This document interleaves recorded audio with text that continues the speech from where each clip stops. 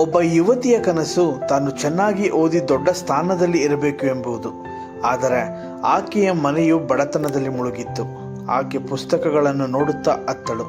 ದೇವರೇ, ನಿನಗೆ ಅಸಾಧ್ಯವಾದದ್ದು ಒಂದೂ ಇಲ್ಲ, ನಿನಗೆ ಎಲ್ಲವೂ ಸಾಧ್ಯ ಎಂದು ಕಣ್ಣೀರಿಟ್ಟಳು.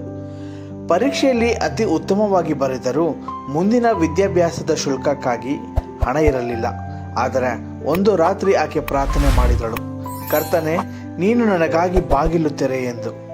ಕೆಲವೇ ದಿನಗಳಲ್ಲಿ ದೇವರು ಅದ್ಭುತ ಮಾಡಿದನು. ಒಬ್ಬ ವ್ಯಕ್ತಿ, ಯಾರಿಗೂ ಗೊತ್ತಿರದವನು, ಆಕೆಯ ಬಗ್ಗೆ ಕೇಳಿ ತಿಳಿದುಕೊಂಡು ಆಕೆಯ ಸಂಪೂರ್ಣ ವಿದ್ಯಾರ್ಥಿ ವೇತನ ನೀಡಿದನು. ಆ ದಿನ ಆಕೆ ಅತ್ತಳು.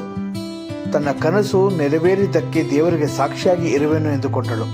ಆಕೆಯ ಕಣ್ಣೀರು ಕೃತಜ್ಞತೆಯ ಕಣ್ಣೀರಾಯಿತು. ಸ್ನೇಹಿತರೆ, ನೆನಪಿರಲಿ, ದೇವರ ಕೃಪೆ ಯಾವುದೇ ಅರ್ಹತೆಗಿಂತ ಶಕ್ತಿಯಾಗಿದೆ.